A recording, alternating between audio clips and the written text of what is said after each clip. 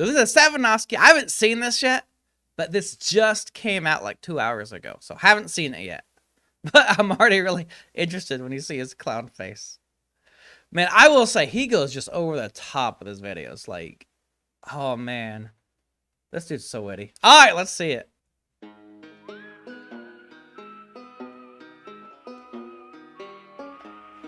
I kind of wonder if he'll touch in radical depravity here.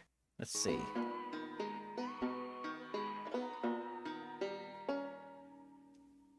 Don't get me wrong, no, I did not know what to do.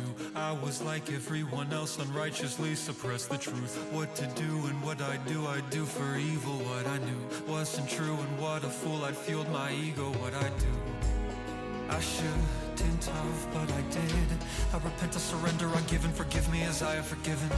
I'm flawed, not good enough, cause my sin, but you know, one thing I love when I listen to Savanofsky so much is that he just has such a clear understanding of like the fact that we're sinners and what that means, that like there's nothing we could ever do to save ourselves, that we're so guilty, and that we need Jesus to save us from our evil and the consequence of our evil deeds. Like he just has, I just think just such a crystal clear understanding of that, and crystal clear understanding of the gospel, that only Christ can save us.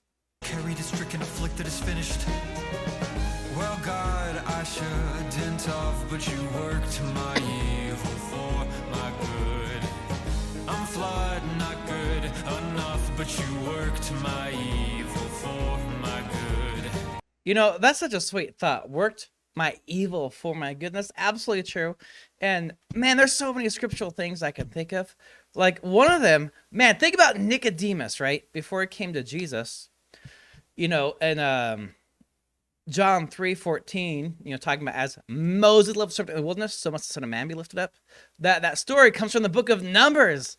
And I imagine Nicodemus likely had that story memorized. And he memorized that for evil, trying to get, you know, in denying Christ and trying to exalt himself over God by trying to be saved by his works. And yet God meant that story for Nicodemus's best.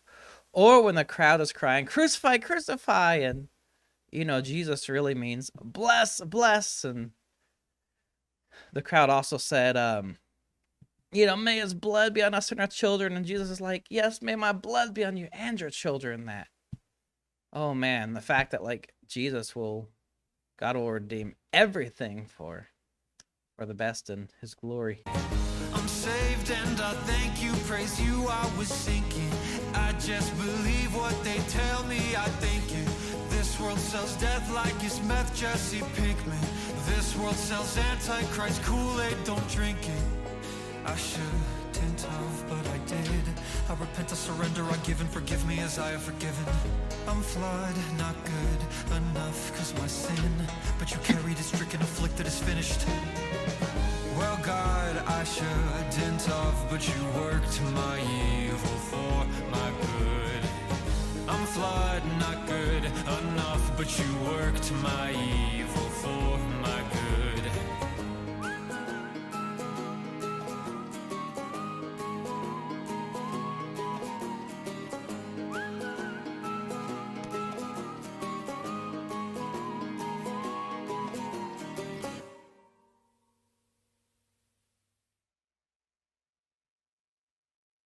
I'm not gonna lie, that's a little bit scary.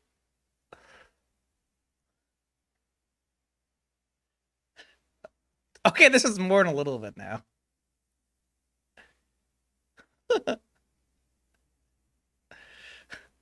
Okay, but you know, one thing is so sweet you don't see from Savanofsky. You don't see him ever trying to appeal to anything he's ever done for salvation, right?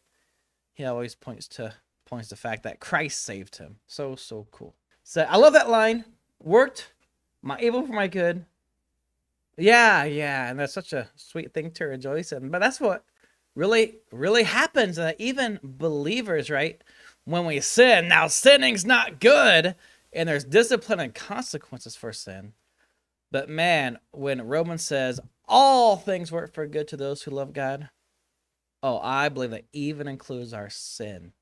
And then you have that argument in Romans, right? Where some people are like, man, if grace is that free, then why not just sin so grace may abound, right? Because the reality is, where sin abounds, grace does abound all the more. But we died to sin and can no longer live in it.